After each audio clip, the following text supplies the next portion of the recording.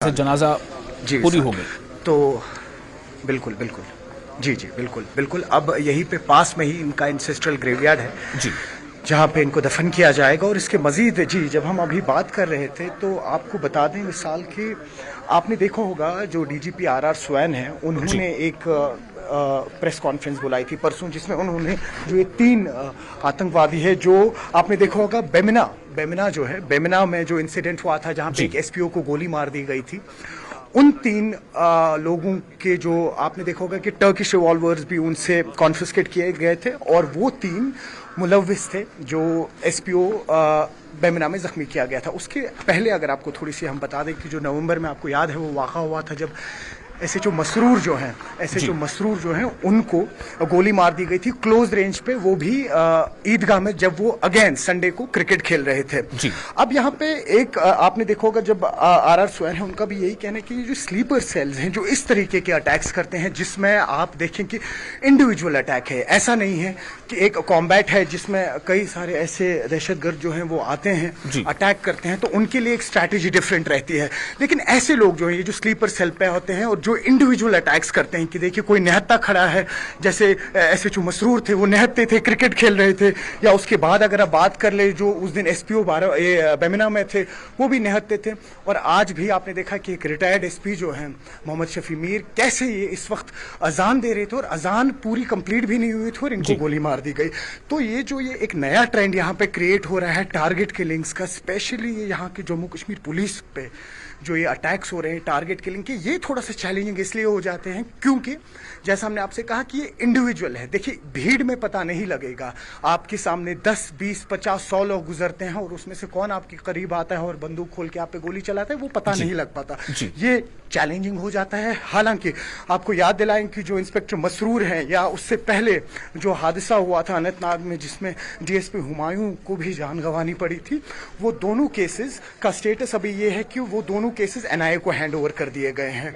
अब ये केस किस तरीके से डेवलप होता है, इसमें किस तरीके की डिटेल्स निकल आती हैं, वो भी अभी आने वाले कुछ दिनों में पता लगेगा। लेकिन चैलेंज यही है, जो स्लीपर सेल्स इस वक्त इंडिविजुअल टारगेट्स कर रहे हैं, इनको कैसे टैकल किया जाए। बाकी आपने देखा ही होगा कई सारी पॉलिटिकल पार्टीज हैं, उन्होंने भी मजम्मत की है, लेकिन अब इसके मजीद यही चैलेंज है जो एक नया ट्रेंड स्टार्ट हुआ है पिछले कुछ टाइम से, ये जो इंडिविजुअल अटैक्स होते हैं। तो ये देख रहे होंगे आप इस वक्त मिसाल, यही वो मस्जिद है जहाँ पे वो अजान दे रहे थे, और ठीक यहाँ पे एक सीढ़ी बनी हुई थी जहाँ से शीशे के बाहर से उनको गोली मार दी गई है। तो अभी आप देख रहे हैं कि कई सारे लोग जो हैं वो अभी यहाँ से निकल चुके हैं, और मोहम्मद शफी मीर जो हैं, इनकी जो बॉडी है अभी उनको दफनाया जा रहा है।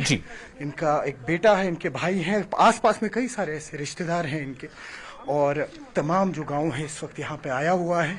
और अब इस केस में आगे और किस तरीके की डेवलपमेंट्स होंगी वो आप आने वाले वक्त में ही पता लगेगा। जी विशाल जी सरोश, और ज़रा एक बार फिर से बता दें हमें, हमारे दर्शकों को, कि इनके जो ख़ानदान में और कौन लोग हैं, कितने बेटे बेटियां इनके हैं, और ये जो तस्वीरों अभी हम देख पा रहे हैं, क्या ये बिल्कुल अब तदफीन का अमल शुरू हो रहा है? जी बिल्कुल बिल्कुल, ये तकसीम का जो ये आप कह सकते हैं कि आमद है, ये अभी फाइनली इनको बरी किया जा रहा है यहाँ पे।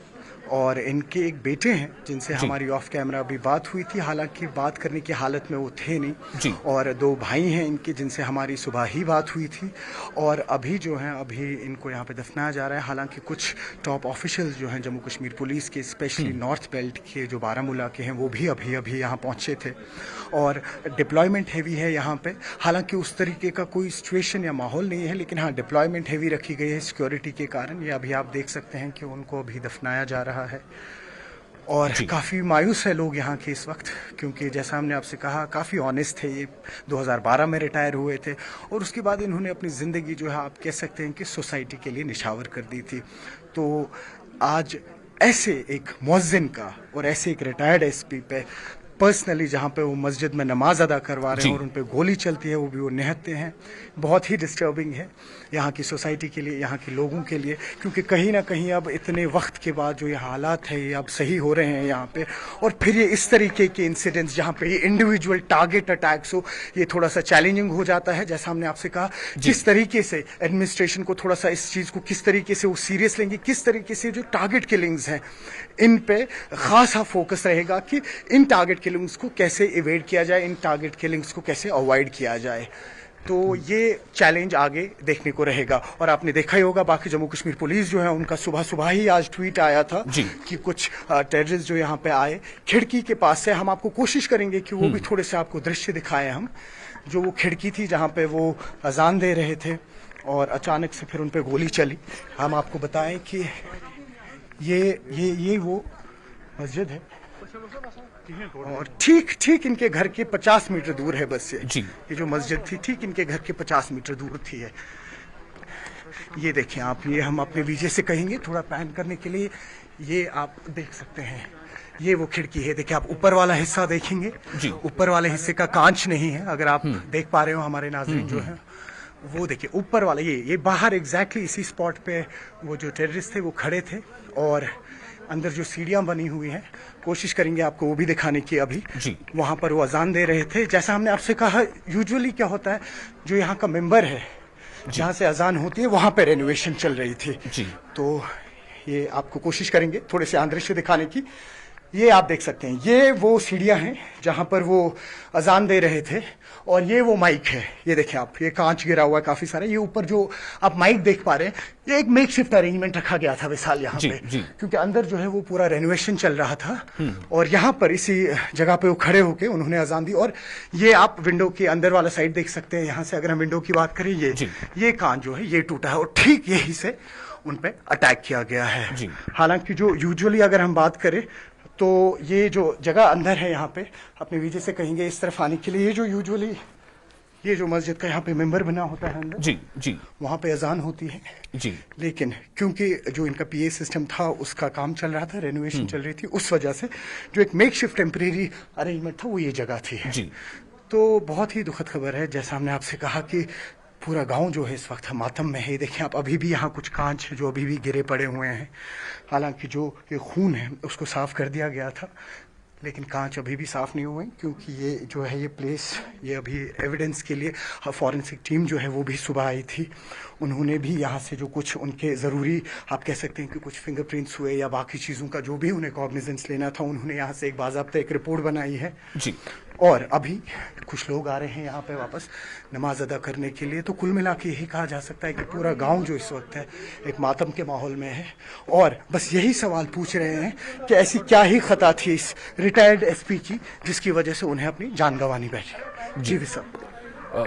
सरोश, जाहिर है कि अब से कुछ देर पहले हमने जब पिछली बुलेटिन में डॉक्टर एसपी वैद से हमारे साथ जुड़े थे, हमने उनसे जब बात की थी तो डॉक्टर एसपी वैद ने भी यही कहा था कि दरअसल ये जो है सॉफ्ट टारगेट जो है उसे पूरा कर रहे हैं और ये उन्हें इशारा मिलता है, उनके जो भी सरपरस्त हैं या जो आका हैं उनसे इशारा मिलता है। जाहिर है कि ये सरहद पार से उन्हें इशारा मिलता है, पाकिस्तान से मिलता है, तो वो टारगेटेड जो है सॉफ्ट टारगेट को ये पूरा कर रहे हैं। लेकिन मैं ये जानना चाहता हूँ कि इस तरह के वाक़यात से जो आम आवाम है उनमें किस तरह के रिस्पॉन्स मिलता है, क्योंकि ये तो सरासर अवामी जो अमन है, जो भाईचारा है, जो इंसानियत, उसके खिलाफ ये तमाम कार्रवाइयाँ हैं।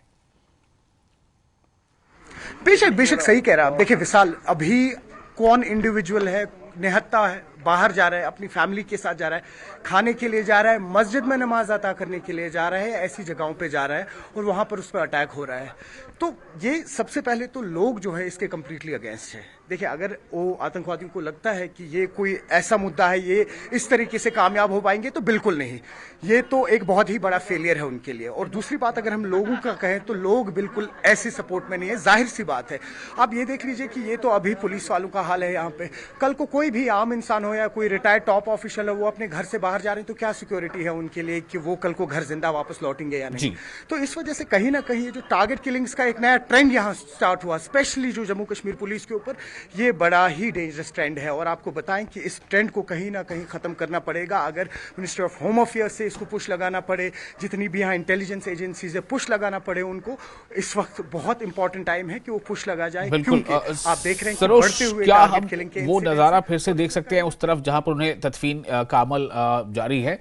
ये आपने अभी हमें हमारे रिपोर्टर सरोज ने दिखाया कि किस जगह पर वो खड़े होकर अज़ान दे रहे थे और किस जगह से जो आतंकी था उसने गोली मारी है। और ये वही जगह है जहां पर जिस मस्जिद पे वो अज़ान दे रहे थे एसपी रिटायर्ड मोहम्मद शफी मीर,